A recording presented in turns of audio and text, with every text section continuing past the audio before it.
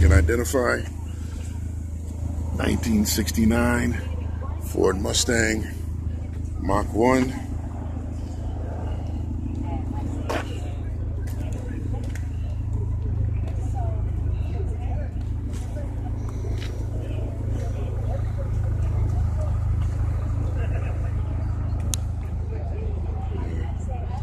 Definitely.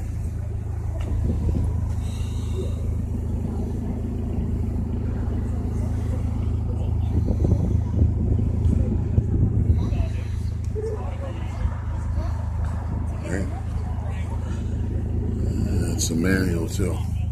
So Mach 1, I'm gonna guess, I'm assuming a 351, but then again maybe a 390.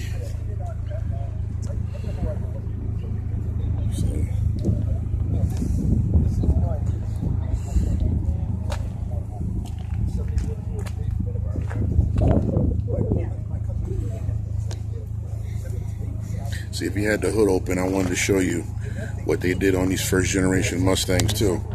They wanted to make the car bigger, so they just made it bigger. It's the same thing with the B bodies from the Chrysler. When you look at 69 and the distance from the radiator support to when the grill work begins.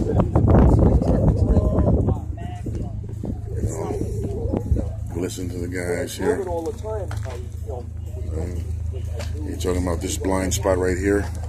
This C-pillar, this whole thing.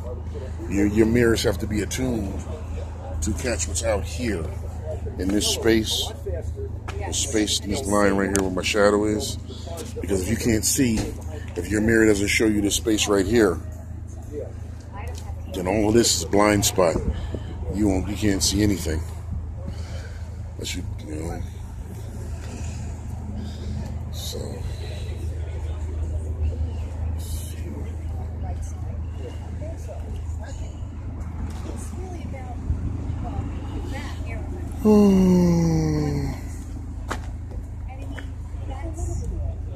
See, so what they did was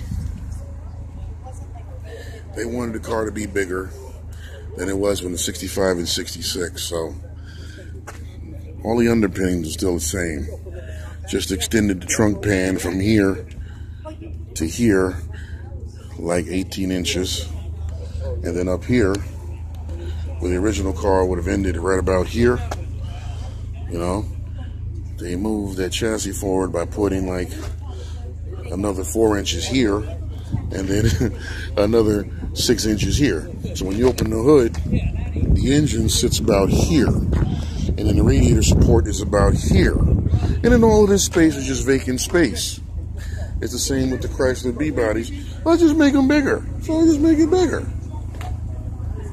Which really didn't accentuate how beautiful this car was. Now for 69, you know, it's still beautiful.